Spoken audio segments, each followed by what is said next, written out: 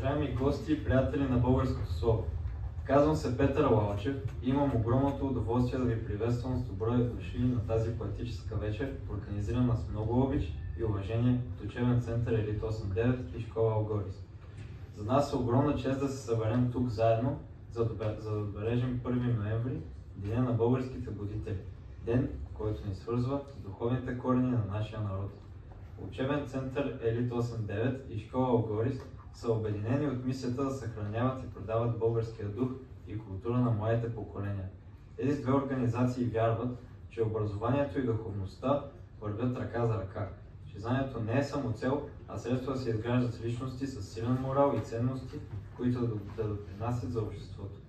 Тази вечер е пример за това как чрез изкуството и литературата можем да докоснем душите на хората и да вдъхновим любов към нашите традиции и културно наследство. Благодарение на усилията и отдадеността на учебен център Елит 89 и школа Алгорис, ние имаме възможността да празнуваме този специален ден с изящната поезия на любимите на всички нас поети Галабина Митева и Ивайло Диманов. Нека заедно изживеем тази вечер като празник на знанието и духовността, който да запали у нас искрата на вдъхновението и стремежа към просветление. В нашето забързано ежедневие често забравяме стойността на словото, на знанията и на идеалите, които са ни завещали тези велики личности. Затова нека тази вечер бъде миг на размисъл и признателност. Миг, в който ще се докоснем до богатството на българската поезия и ще си припомним защо тези хора, наши съвременници и блестящи творци, Галабина Митева и Ивайло Диманов, заслужават нашето уважение, любов и привързаност. Нека думите на поетите, които ще чуем днес, ни вдъхновят и ни накарат да погледнем към настоящето с нови очи, с повече вяра в духовното, повече надежда в силата на знанието и повече любов към родното. Вярвам, че поезията има силата да ни обедини и да ни напомни, че във всяка дума, написана с любов към България, живее духът на нашите будители. Благодаря ви, че сте тук, за да споделим този празник и да отдадем почет към тези велики българи, които са светлината на нашия народ. Нека тази вечер остави следа в сърцата ни и ни вдъхнови да продължим тяхното дело, като пазим и развиваме българската култура, език и дух. Честит празник на духовността и нека поезията говори. Приятно изживяване! Мелиса Форузеш ще открие нашата празнична програма с валс от Чопен.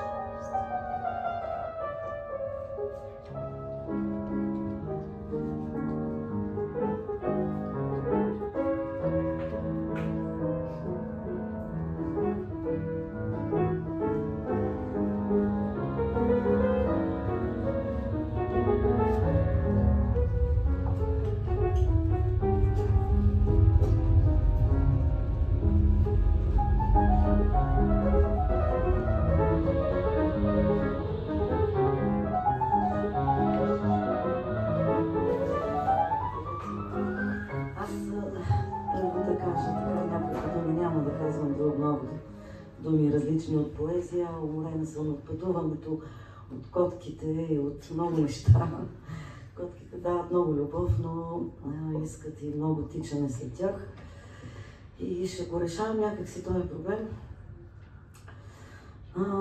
Да благодаря за любовта на хората, които сте тук и на тези, които не са могли да дойдат.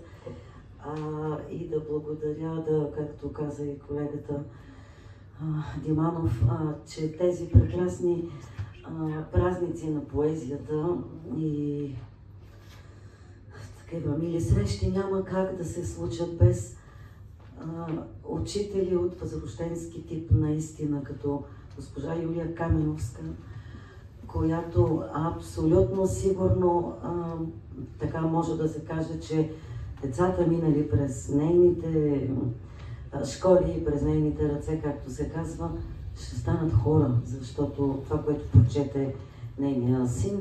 Преди малко не знам кой е писал текста на това, но това е точно, толкова точно казано, че училището, аз дори не мога да цитирам какво точно беше, но после ще помоля тя да ми го даде това нещо и ще го споделя със своите читатели утре.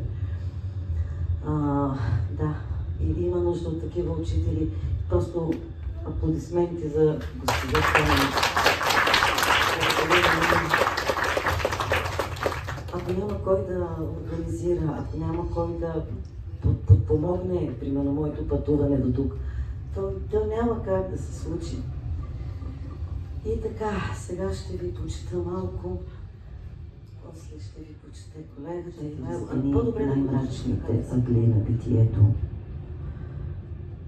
Оглеждам ги от светлите страни, подреждам недописани куплети. А восъкът се стича по свеща, бездомница, която има къща. Не помня да съм имала баща, като далечни пътеки чувам стъпките му, по които вървях, но не стигнах до твоето сърце. Любовта е планински поток, който плика за всеки. Някой жадно отпива, друг само измива ръце, а сърцето мълчи. Не познава човешките думи, от които боли и които издигат стени. То е толкова близо до моето небесно безумие и е толкова далече от твоите човешки мечти. Избледняват очите, а тъй ме боли от сълзите, дето капят в съня ми, когато не дишаш до мен. И гадая предутринно нашия път по звездите, само онзи отрязък, през който небе е споделен. А сърцето мълчи, не познава лъжата, не познава очите ти, те избледняха съвсем. Но е толкова близо до твоята тъга в тъмнината и е толкова далече от шумния делничен ден. Избледняха очите ти като далечни планети. Колко пъти извървях, а така и не стигна до там, дето ти ще ме чакаш и утре с цвете в ръцете. Скътал обич за двама в сърцето и мъка за сон.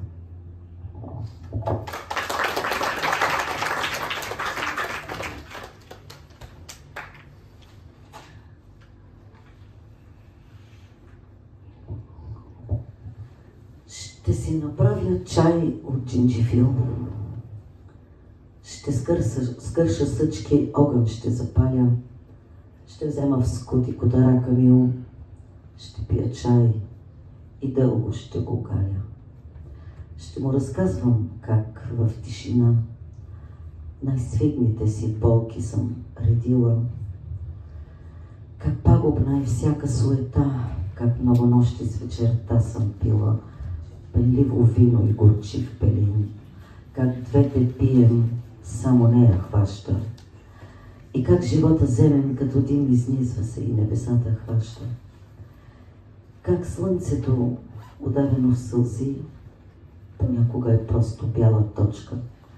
И как, когато мракът пропълзи, е по-добре да помълчиш с поточе.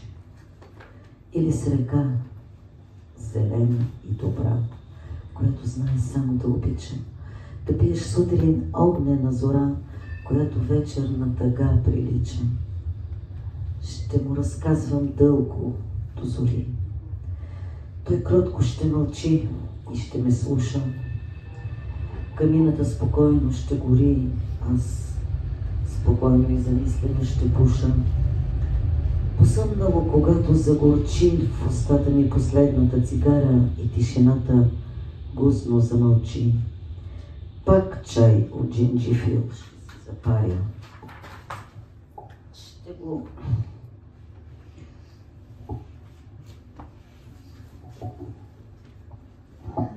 съвсем малко.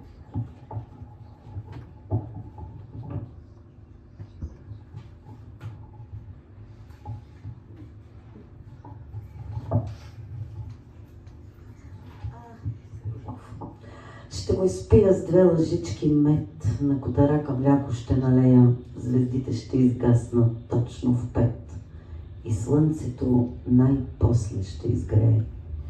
Когато и последната следа на тъмното попие в земята, най-после ще настъпи свобода и хората ще са като децата. Но до тогава дълго ще гори самотен пън в камината ми вечер. Ще си играят хората с пари, сменили за шума им своята вечност.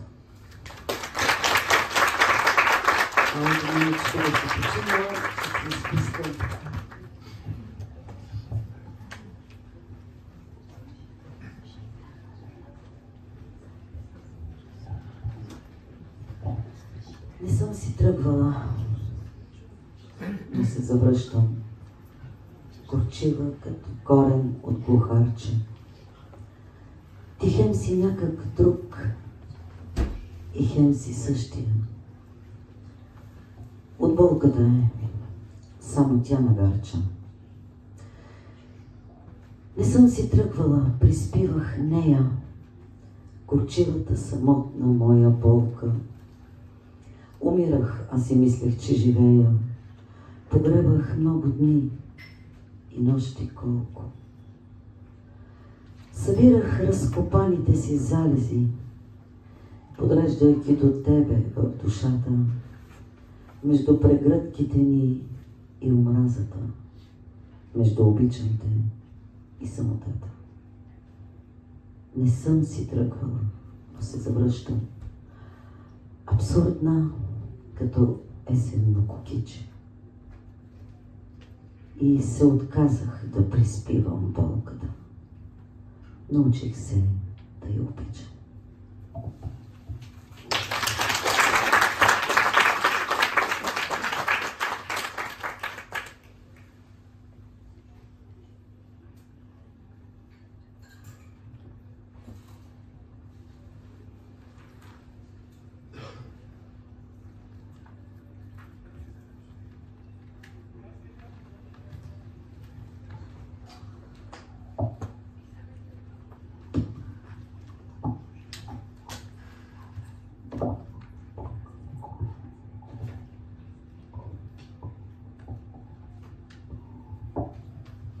Великден през погледа на поет. Великден, опушено мрачно небе. Всеки момент ще заплаче.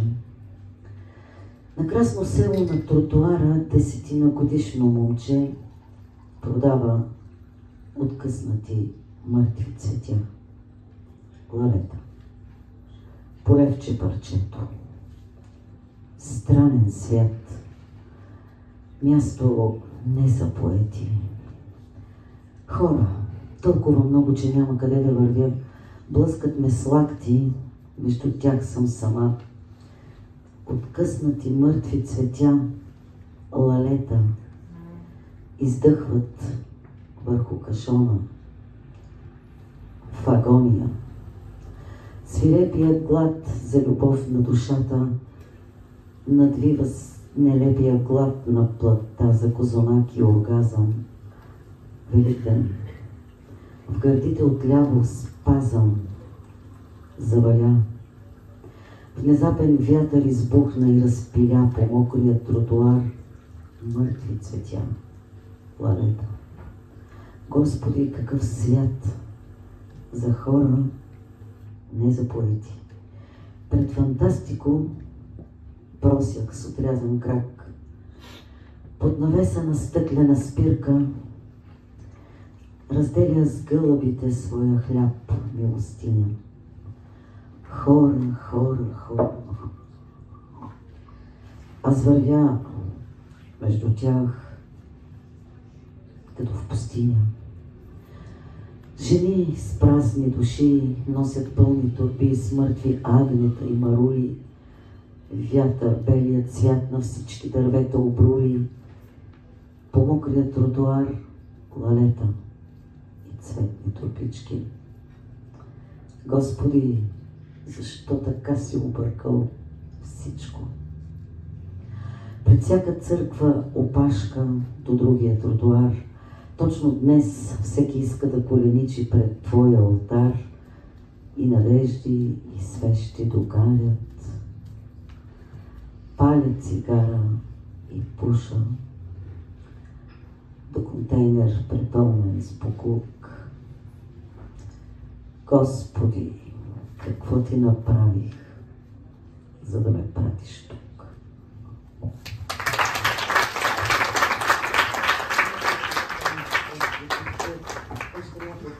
Искате ли да ви прочета още две-три неща? Да, понеже моят приятел Ивайло така спомена нещо за вода и за така спомена нещо, да кажа и нещо и аз по този повод, че бях много шокирана.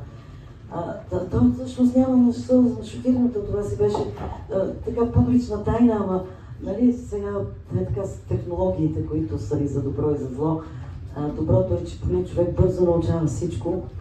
И предаването има една телевизия Евроком, която там гледайте, значи, тая телевизия. И предаването не се страхува из Васил Василев. Там човека пусна кадри, видеозапис от предизборна среща на господин Борисов в Враца, даже в моя регион, на която той буквално каза следното. Аз го запомних и искам да го цитирам. Човекът каза: няма значение нали, дали ние сме първа или втора сила, защото така или иначе няма да се създаде мнозинство на евроатлантическите партии.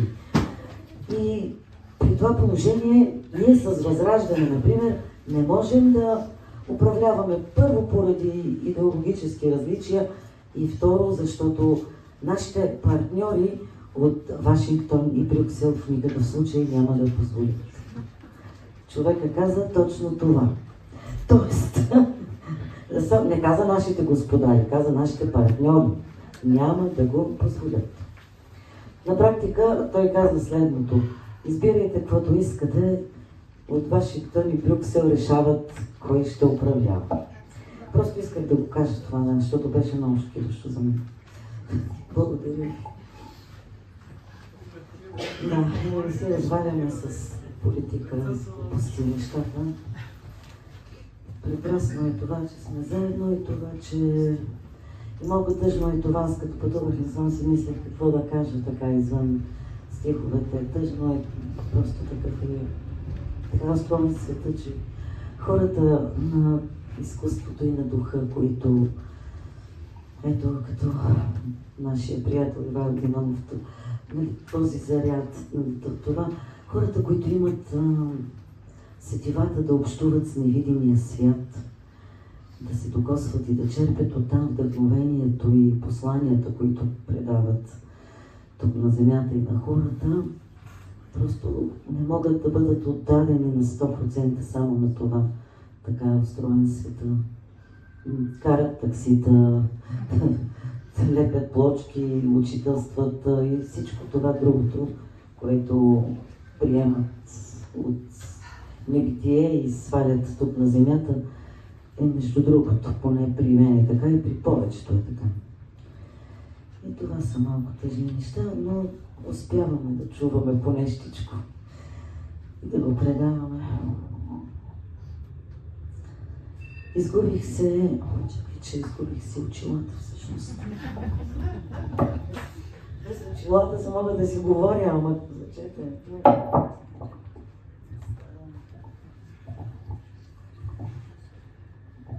Изгубих се в посоките на дните. Сърцето ми мълчи разнопосочно. Живея си на някого в очите. Умирам иначе, съвсем нарочно. На някого в сънищата влизам, неканена и рошава, пияна. Събличам скромно бялата си риза. Оставам само по душа и рана. За някого съм сламката последна, за някого недостижима кота. Бездомен мой, и аз имам бездна. 2 крачки ми остават до Голгота. Прости ми, че не мога да ти пиша. На птиците перата уредяха. Понякога за тебе плача с Кришо, но 2 ми ръце не правят стрях. Кафето е студено в неделя. Навярно тишината го убива. Сърце не топли чуждата постеля.